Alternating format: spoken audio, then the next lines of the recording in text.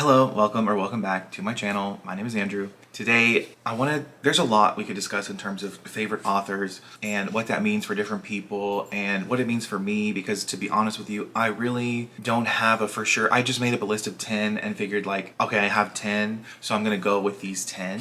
I foresee this list changing immensely. I foresee that the more I read from these authors, I could knock them off. I could see the more I read from other authors. There's so many authors. I mean, literally thousands of authors that I want to read. So this list is not, I do expect a couple of these, like, I don't think they're ever going to go anywhere. They might drop down to like, it doesn't matter. And I'll kind of get into like, some of these authors I've only read one of their work. And those are the authors that I feel like are the most likely to come off the list, but they could rise in the ranks. I don't know. And for me, it was kind of like, how many of these authors, if they have a backlist, how motivated am I to finish it? And there is one author that I have read almost everything that they have written. So, and I feel like it's kind of obvious, but we'll get into that. So let me start with my number 10, which is an author I've only read one work by, but let me tell you, this is absolutely for sure in one of my, maybe definitely in my top 20, if not my top 10 favorite books of all time. And that is The Picture of Dorian Gray's Oscar Wilde. Oscar Wilde is an author who, this is only novel, so I know there's a lot of other short stories and other work that he's done, but I want to read all of his work. I want to read every single thing this man has written. I could just turn to like any random page and I feel the fact that I just turned to a random page and it says Dorian Gray could not free himself from the influence of this book, like, and the fact that like, and I really want to read the uncensored version. There's a lot to be said about Oscar Wilde as a historical person. There's something that I learned is that apparently Oscar Wilde and Sir Arthur Conan Doyle existed in the same time period and like had a dinner or a lunch together and like both agreed to like write.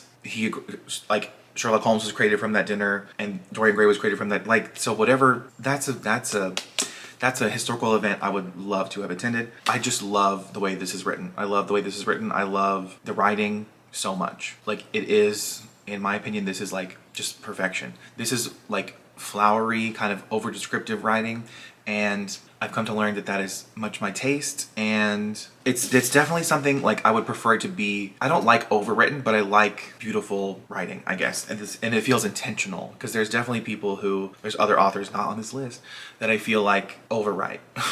So this is number 10. Number 9, I would not consider her a beautiful writer, but I would say that her writing feels very intentional, and I have heard other reviewers like say like she has like this lightness of touch to her, and she just has this way of writing. It's Agatha Christie. I think that, and I know she has hundreds of books that I would like to read. I mean, literally hundreds, although I really just want to read like Marple and Poirot. I know, but I've read everything in this specific like edition. And then there were none, Crooked House and Endless Night, which I think I gave Crooked House and Endless Night 4 stars, but I gave And Then There Were None 5 stars. And Then There Were None also has a BBC adaptation that I have watched 4 times. It is perfection, and I appreciate it as a writing project so much. I think it's an absolute feat. I think it's a masterpiece in terms of playing with structured narratives to, like, the way And Then There Were None works is that you, or me as a reader, and I know other people agree, but from, like, the way this is written, every time you suspect a character to be the murderer, they get got. It's just so good. And if you like mysteries at all, like, and are okay with reading Agatha Christie, because I know there's definitely some problematic elements to her in general that I can't even get into at the moment. But like, when it comes to the terms of mystery and the genre of mystery, like, and it's so funny because I think it was Lily Reed, she said Miss Christie's definitely in hell, but she ate with this one, and I think she was reading And Then There Were None. Maybe it might have been another Agatha Christie, but yes, I mean, maybe she's in hell, but I mean, she's taken us all there with her, and I'm okay with it because this is phenomenal writing in terms of like intention. Like, it's intention with how it's written and what it's trying to do with you as the reader. So obviously this is just gonna be a gush fest, obviously, because like these are all my favorite authors. I'm gonna try not to talk too long, but I do want to just say, like, I think was trying to, when I came up with this list, like, have a variety of like the different types of things I like to read, because like I have classics, I have mysteries, but obviously like my number one genre is fantasy. And another author that I have read, and I was trying to have read multiple different works in multiple different series from authors if possible, and so then that came to TJ Klune is someone that I have read. I know I've read Wolf Song, I've read The House in the Cerulean Sea, and I also read, was it Under the Whispering Door. I think it was. I'll put a picture of the other all the ones I've read. I've at least read the first book in a series. So I feel like for me, a favorite author is like if I'm willing to at least read the first book and everything they write, and I may or may not continue from that point on. Like that's a favorite author to me. Like an author that I always want to know what they're up to is a favorite author to me. So I was trying to find, I thought I had a copy of the other one. I'm sure I do somewhere. I just moved, so everything's a mess. But I definitely consider TJ Klune a favorite author, especially because like LGBT fantasy is like my favorite thing ever. So if you have any recommendations of books that have LGBT characters, especially any books that are written by a non-white author, and it is fantasy, like even I'm okay with contemporary fantasy, high fantasy, any kind. I don't care what kind of fantasy as long as there are LGBT characters.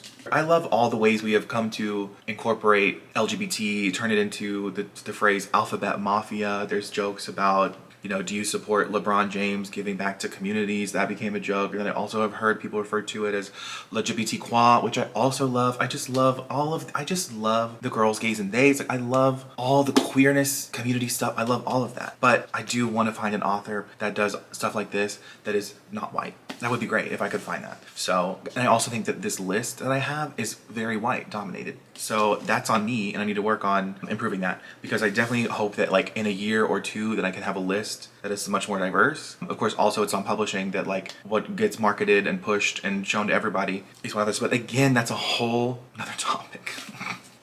I love to rant about stuff that isn't relevant to what I'm saying. So TJ Klune, definitely a favorite author. My favorite that I've read by him is definitely this. I think this is the only full 5-star I've given him, but I definitely see myself giving like other books by him 5 stars. Like I could see it happening to something in his backlist or something that he comes out with in the future. I could see it. Okay, next is one that if you had told me from what I had seen on YouTube about this author, and if you had told me that I was gonna put this author on a favorites list, I would have said you were batshit crazy. I would have said, what do you mean? Like her books are trash. Like everyone hypes them up on TikTok. Like everyone knows TikTok books are bad. So they say. I'm learning. I don't know if I agree. The things that get hyped on TikTok are just, obviously it's all subjective. Everyone has their own taste. Whatever. So, but that author is Ali Hazelwood.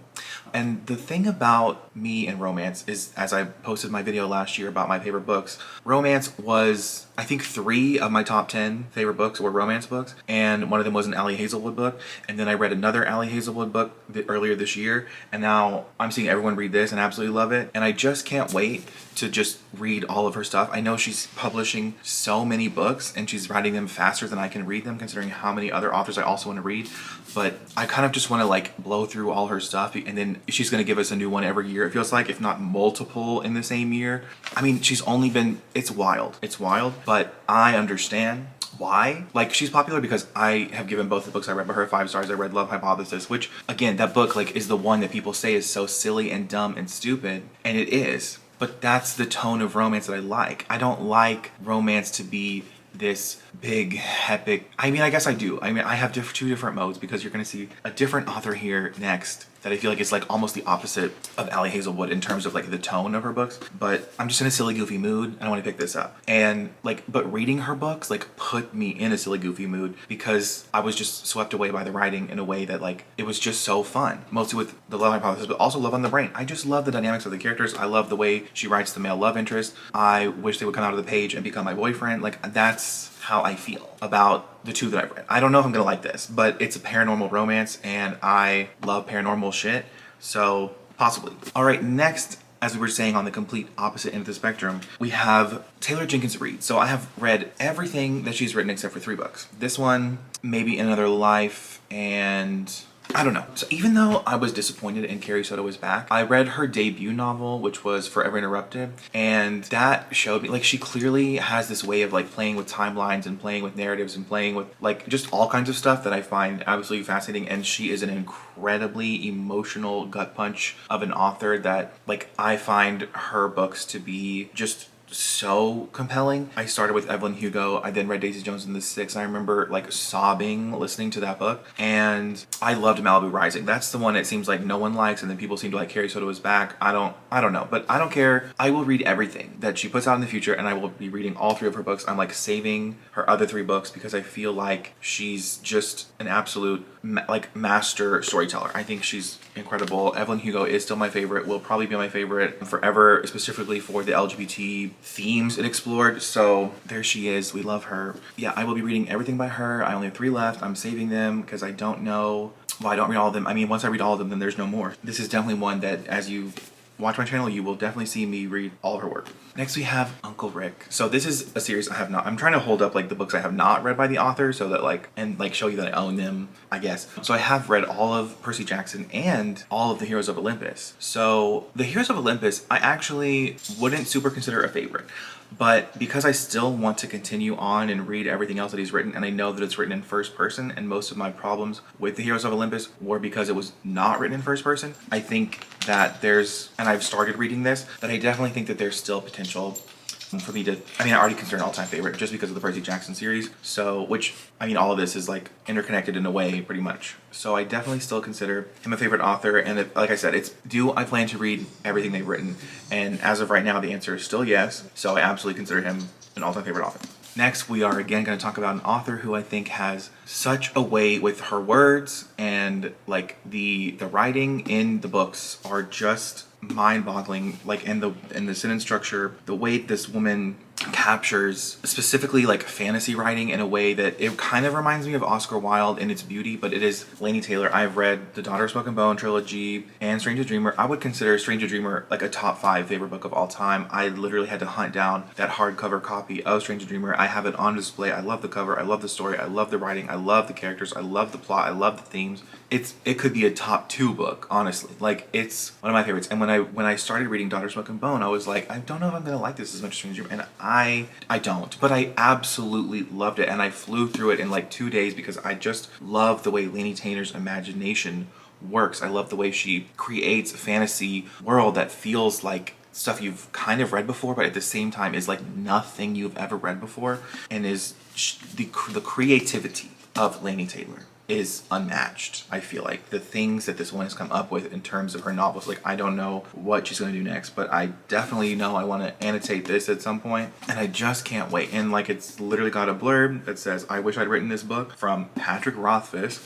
So, you know, like and I remember I'm thinking, like looking at this cover and thinking about the things that happened in this book and thinking about the themes, like I constantly think about reading this series. Like, we're getting to like a point where, and I also read the novella also. I loved the novella as well. I just love the world of the Daughter of Smoke and Bone trilogy. I do. I really, really wish I could get those UK hardcovers of the series because they would for sure be worth it to me. Okay, number 3 is Libba Bray, and she is so incredibly high on this list because I would consider The Diviners my all-time favorite series, and I have read this book, but I have not continued the trilogy. But from what I read of this book, I absolutely loved it. And I mean, I obviously read the whole book, and then from what I read of the second book, I didn't actually finish the second book, but I know I'm going to come back and read all of Libba Bray's work. I know I'm going to read it all. I don't know if I'm going to rate everything like a 4 or 5 star, but these characters and the Diviners characters and Libba Bray's writing is like, again, the writing is something that obviously it's like a book, so like writing is important. I mean, groundbreaking, right? Obviously it's a book, so writing is important. But like, obviously we all have our like preferences and our like scales and how important we consider certain things. And I guess from what I've said this whole entire book, if I consider the writing to be beautiful and poetic or intentional, that is going to obviously push the author higher and higher up on my list. But also the characters. I think the characters of Libba Bray's books are just my kind of characters. Like, I love reading about these kinds of characters, and I love like the historical fantasy setting that Libba Bray creates, especially in the 1920s. Like, and like I really need to read more of her work, and I know she has some standalones, so I should just pick up those as well, and I know I will, and that's why she's on my favorite authors list. And I think she could rise to number 1 if I love this series as much, or even half as much as I love the Diviners and her standalones. You know what I mean? Like, I cannot wait to see what she does next also. All right, number 2 on my list is an author that I have read. She only has 5 published novels, but I have read 4 of the 5, and the only one that I have not read is, I feel like it was her most hyped, but it's not the one with the most ratings, but that is Babel by R.F. Kuang. So this book, actually I'm kind of lying because I kind of have read most of this book, but I haven't finished it. I think I read like 70 or 80% of the book, and then I stopped reading it. And I told myself, I was like, I'm gonna restart this book because I trust Miss R.F. Kuang. Okay, so anyways, this is R.F. Kuang, so I'm going to be reading everything that she writes. I'm gonna go back and finish this and start over, and it's so ironic that the themes of this book are, I could see where it was going, and I don't know why I stopped. Like, I was loving this book too, so just have to start it again when I'm in the right mood. Okay, and my number one favorite author, to anyone else who probably watches this channel should not be surprised, but that is Cassandra Clare. As of right now, I've read every single thing that she's written, including her short stories, including spin-offs. I have not read the Magisterium series, but I know that I will. I know that I will. Even though I didn't love The Cruel Prince by Holly Black, I know I'm going to read that. So I just love the way she writes romance and forbidden love and characters who can't be together for certain reasons. I just love it all. So I'm not sure what's really, I don't know how the Iron Trial and all those books are written and what they focus on and stuff, but I will be reading them, like I said. So Cassandra Clare is my favorite author. Obviously, if you watch my channel, I'm sure that's not a surprise. But I will leave my Instagram, Goodreads, and Twitter. It will all be in the description for you to check out if you would like. Otherwise, have a great day. Bye.